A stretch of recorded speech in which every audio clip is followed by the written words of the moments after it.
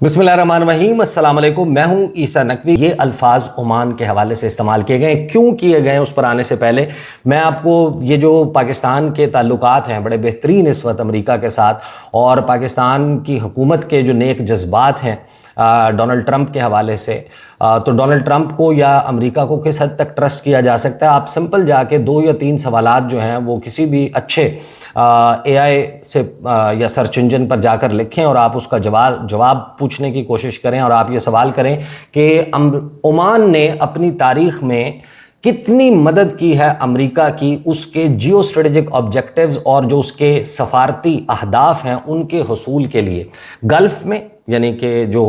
खलीजी ममालिक हैं इस एरिया में, मिडल ईस्ट में, मशरिक़ वस्ता में और पूरी दुनिया में ओमान ने कितनी मदद की है। जिस तरह आज पाकिस्तान एक मीडिएटर के तौर पर, शहबाज शरीफ की हुकूमत, पाकिस्तान की मिलिट्री बड़े ही खुलूस के साथ इस मुल्क, इस खित्ते में अमन कायम करने के लिए, एक जंग को ख़त्म करने के लिए एफ़र्ट्स कर रहे हैं। तो इस किस्म के एफ़र्ट्स ओमान ने कब कब की और ओमान ने वैसे कितनी खिदमात सर अंजाम दी हैं उस डोनाल्ड ट्रंप और उस अमेरिका के लिए जो आज ये कह रहा है कि we will bomb the shit out of them, उनके लिए क्या किया है। तो आप जब ये सवाल करते हैं तो आपको वो ले जाता है, आपको रेफरेंसेस देता है यूएस स्टेट डिपार्टमेंट की वेबसाइट से। मैं कुछ चीदा सी चीज़ें आपके सामने रख देता हूं और फिर हम बात करेंगे कि ये जो ओमान के हवाले से कहा है, क्या इस किस्म की कोई पॉसिबिलिटी बन सकती है, क्योंकि बन सकती है। पाकिस्तान के हवाले से भी डोनाल्ड ट्रंप और अमेरिका अपनी पॉलिसी को मुकम्मल पलट सकते हैं, तो उसकी पॉसिबिलिटी मौजूद है और क्यों मौजूद है उसके ऊपर हम आखिर में बात करेंगे। ये जो सवाल है कि क्या ओमान जो है उसने कब कब अमेरिका की कितनी मदद की, वो आपको स्टेट डिपार्टमेंट की वेबसाइट पर ले जाता है और वो बताता है कि ओमान जो है उसने एक बहुत ही यूनिक किरदार अदा किया है जो एडवांस करना है अमेरिका के स्ट्रेटेजिक डिफेंस और डिप्लोमेटिक ऑब्जेक्टिव्स हैं, उनको एडवांस करने में ओमान ने बड़ी मदद की है। अगरचे ओमान जो है वो एक strict non alignment, non intervention और एक्टिव मीडिएशन की पॉलिसी, जिसमें ओमान की पॉलिसी ये है कि हम तमाम ममालिक के दोस्त हैं, किसी के दुश्मन नहीं हैं, वो किरदार अदा करता रहा है। मस्कत ने कॉन्सिस्टेंटली सर्व किया है वाशिंगटन की indispensable back channel and a quite anchor of maritime security in the middle east, कि जितनी सर्विसेज ओमान ने पेश की हैं इतनी तो शायद किसी और मुल्क ने नहीं की। ये स्टेट डिपार्टमेंट की वेबसाइट ओमान के मुतल्लिक कह रही है। आगे जो कंट्रीब्यूशंस हैं उसमें ये बताते हैं कि जो डिप्लोमेटिक बैक चैनल्स हैं और डी एस्केलेशन है उसके लिए हमेशा ओमान ने मदद की। जो joint comprehensive plan of action तय हुआ था ईरान के साथ, 2015 की डील हुई थी, उसमें ओमान ने बहुत ही बेहतरीन किरदार अदा किया। जब जब कोई अमरीकी शहरी जो है वो यरगमाल बना लिया जाता है, चाहे वो यमन में हो, चाहे वो ईरान में हो, चाहे वो शाम में हो, उसकी रिहाई के लिए ओमान अमेरिका की मदद करता है। अपने डिप्लोमेटिक चैनल्स को, अपने सफारती असर व रसूख को इस्तेमाल करता है और अपने गुड ऑफिस को यूज़ करते हुए अमेरिका को उसके जो यरगमाल बन जाने वाले लोग हैं उनकी रिहाई में मदद देता है। जो यमन कॉन्फ्लिक्ट है उसमें मीडिएशन का किरदार ओमान ने अदा किया। साथ ही जो इस वक्त चाहे आबनाए हुर्मुज़ है या दीगर जो मामलात हैं उसमें अमेरिका की मदद जो है वो ओमान ने बड़ी हद तक की है। फिर जो स्टेट डिपार्टमेंट की वेबसाइट है वो ये बताती है कि जो फैसिलिटीज़ एक्सेस एग्रीमेंट हमने किया 1980 में, ओमान पहला मुल्क था खलीजी ममालिक में जिसने एक फॉर्मल मिलिट्री एक्सेस एग्रीमेंट किया अमेरिका के साथ, और इस फ्रेमवर्क के तहत उन्होंने, जिसको रेगुलरली रिन्यू भी किया गया और इस एग्रीमेंट को एक्सपैंड भी किया गया, कि जिसके तहत अमरीकी अफवाज को ओमान की एयरफील्ड्स और जो ओमान के पोर्ट्स हैं, जो बंदरगाहें हैं, उन तक एक्सेस दिया गया। स्ट्रेट ऑफ हुर्मुज़ को बाईपास किस तरीके से किया अमेरिका कर सकता है, उसके लिए एक स्ट्रेटेजिक फ्रेमवर्क जो है वो तय किया गया, जिसमें अमेरिका को एक्सेस दिया गया ओमान के डीप वाटर पोर्ट्स दुकम और सलाला, इन दोनों पोर्ट्स का एक्सेस दिया गया। दुकम वाइटल है, बहुत अहम है सेंटकॉम के लिए। सेंटकॉम जो है उसकी इस वक्त इससे ज़्यादा मदद कोई और नहीं कर सकता जितना ओमान कर रहा है। एयरक्राफ्ट कैरियर्स, सबमरीन्स जो हैं, जो अरेबियन सी में तैनात की जाती हैं, डिप्लॉय की जाती हैं, और वो जो नैरो बॉटल नेक है स्ट्रेट ऑफ हॉर्मुज़ की, उसके इर्द गिर्द की जाती हैं, वो तमाम के तमाम ऑपरेशंस करने के लिए ओमान बड़ा बेहतरीन किरदार अदा करता है। जो लॉजिस्टिकल बेस है रीजनल ऑपरेशंस की, उसमें ओमानी एयर बेसेस जिनमें तुमरेत,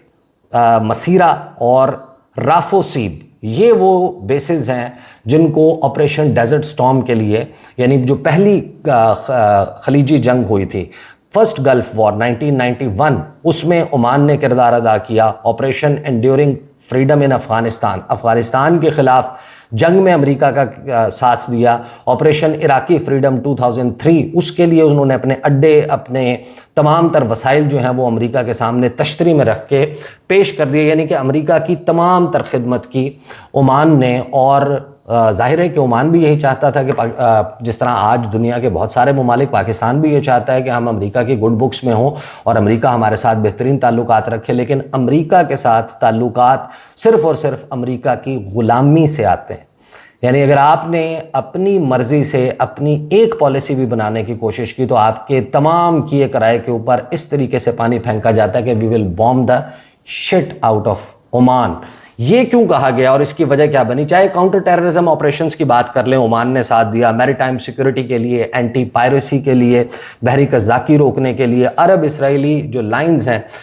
उसमें ओमान जो है वो 3 अरब नेशंस में से है जिसने रिफ्यूज़ कर दिया था कि वो इजिप्ट के साथ 1979 कैंप डेविड अकॉर्ड्स के बाद से ये तमाम मामलात जो हैं वो आप जाएंगे तो आपको लिखे हुए मिलेंगे कि ये लिखे हुए हैं स्टेट डिपार्टमेंट की वेबसाइट पर और आप इनको जाकर वेरीफाई कर सकते हैं। अब सवाल सबसे बड़ा ये है कि आखिर हुआ क्या है कि डोनाल्ड ट्रंप, इस वक्त मेरे सामने ये BBC की हेडलाइन मौजूद है, ट्रंप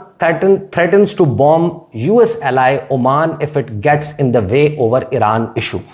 ये CNN की हेडलाइन है, Trump threatens to bomb US ally Oman as Iran agreement expires, कि ईरान के साथ जो ज़ाहिर है कि 17 जून को एग्रीमेंट हुआ था वो अब एक्सपायर हो गया है 17 जून से, अब क्योंकि 2 महीने पूरे हो गए हैं और ओमान और ईरान 2 सॉवरेन मुल्क, उनको इजाज़त होनी चाहिए। ये सवाल हमारे सामने भी मौजूद है कि आखिर ऐसा क्या है कि अमेरिका जो है वो जब सैंक्शंस में रिलीफ कर रहा है ईरान के ऊपर, तो पाकिस्तान नेबरिंग कंट्री है, पाकिस्तान का बॉर्डर मिलता है, पाकिस्तान को तेल के, गैस के, एनर्जी के मुख्तलिफ एग्रीमेंट्स, दीगर एग्रीमेंट्स जो हैं वो ईरान के साथ करने चाहिए, पाकिस्तान को सस्ता तेल खरीदना चाहिए ईरान से। तो पाकिस्तान आखिर ऐसा क्यों नहीं कर रहा? तो उसका जवाब भी इसी में मौजूद है कि डोनाल्ड ट्रंप और अमेरिका जो है वो, उसकी दुश्मनी जो है वो सिर्फ ख़तरनाक होती है लेकिन उसकी दोस्ती जो है वो मोहलिक और कातिल होती है। यानी कि इस ओमान जिसका इतना बड़ा प्रोफाइल मैंने आपके सामने रखा कि उसने अमेरिका के लिए क्या कुछ किया है, उसको बॉम्ब करने की धमकी देता है। क्योंकि खबर क्या रिपोर्ट होती है? खबर रिपोर्ट होती है कि ओमान के साथ आबनाए हुर्मुज़ में आमदोरफ्त के रास्ते के नक्शे से मुतल्लिक मुफाहमत तय पा गई है। यानी कि ये जो डिप्लोमेटिक गुफ्तो शनीद चल रही थी ओमान और ईरान के दरमियान के, जिसमें वो बात कर रहे थे कि जो रास्ता है आबनाए हुर्मुज़ का, आने का रास्ता, जाने का रास्ता, क्या किन रास्तों से गुजरेगा, और अमेरिका यानी कि एक ऐसा जगह जो अमेरिका की टेरिटरी नहीं है, जो वाटरवे है ईरान और ओमान के दरमियान, और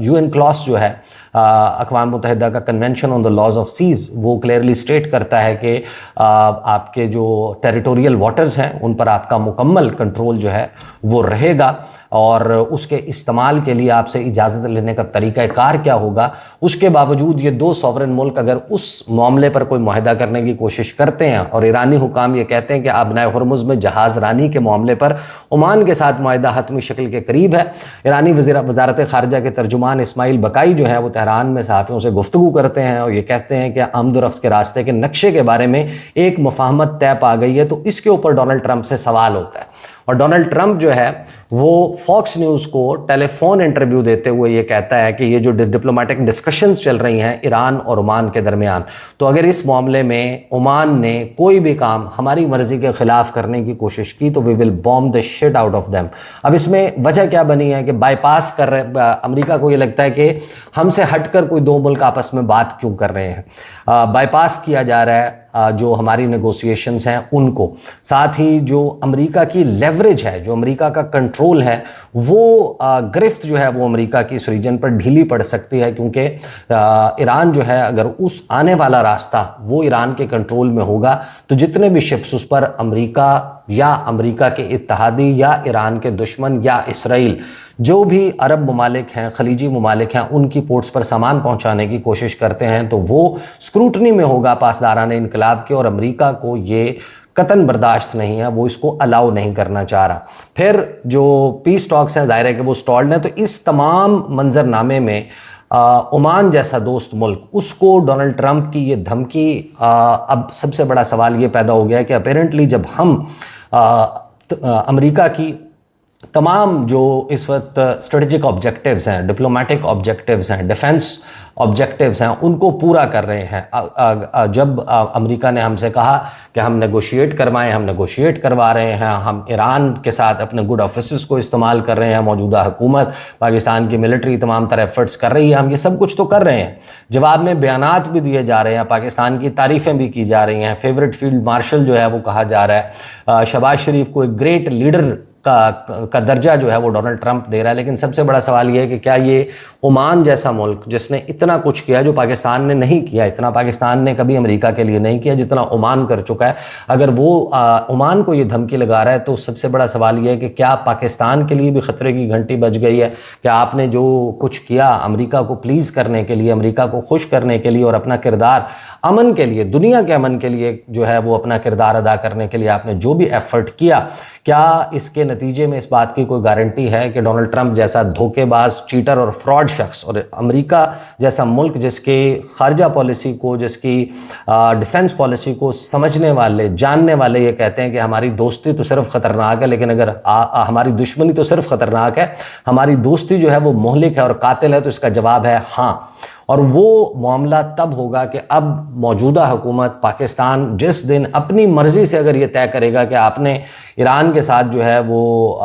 किसी डिफेंस पैक्ट में जाना है, ईरान के साथ आपने तजारत बढ़ानी है, ईरान के साथ आपने जो है वो एनर्जी का मुआहदा करना है, and it's not just about Iran, आप अफ़गानिस्तान से, इंडिया से, जो दीगर ममालिक हैं दुनिया के किसी भी मुल्क के साथ अपनी मर्जी का ताल्लुक़ रखने की कोशिश करेंगे, इंडिपेंडेंट फॉरेन पॉलिसी को लेकर चलने की कोशिश करेंगे, तो अमेरिका जो है वो इसी किस्म की लैंग्वेज में हर उस मुल्क को धमकी दे रहा है। आप देख लें Pedro Sanchez, Spanish prime minister, उनके मुतल्लिक जो है वो उन्होंने क्या कहा,